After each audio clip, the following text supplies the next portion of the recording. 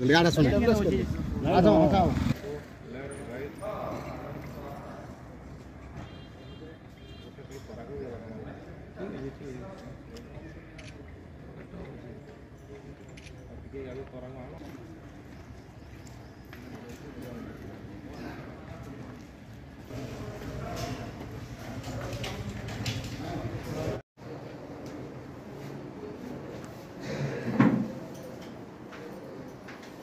Sir आपन परिचय टिके दो।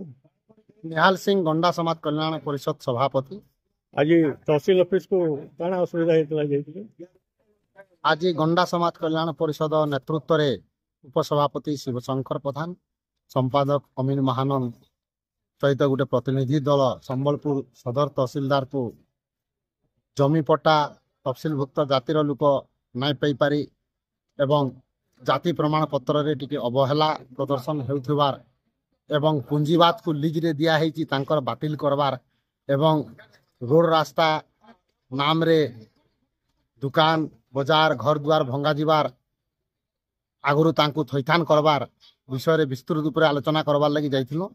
तहसीलदार तांकर सरकारी कार्यक्रम रे अनुपस्थित थिबारु अतिरिक्त तहसीलदार संजय साहू को साक्षात करी ए विषय रे अवगत करैछो। आउ आमे 20 दिन टाइम देइछो, यदि 20 दिन भितर लिखित प्रतिश्रुति सहित कार्यकारिता न कले आमे आंदोलन विक्षोभ प्रदर्शन करबो। एथिले कि शासन प्रशासन दायी रहिबे।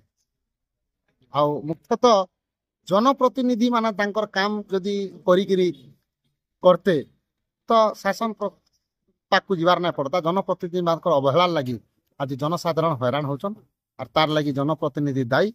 किंतु जेहेतु जनप्रतिनिधि को जनता बाछीचे से माना नहीं करवा लगी बाध्य होकर आमको गंडा समाज कल्याण परिषद तरफ आसिक तहसीलदार को दाबी पत्र सहित कार्यकारिता कराबार लगी आम विनम्र अनुरोध कर। धन्यवाद सर।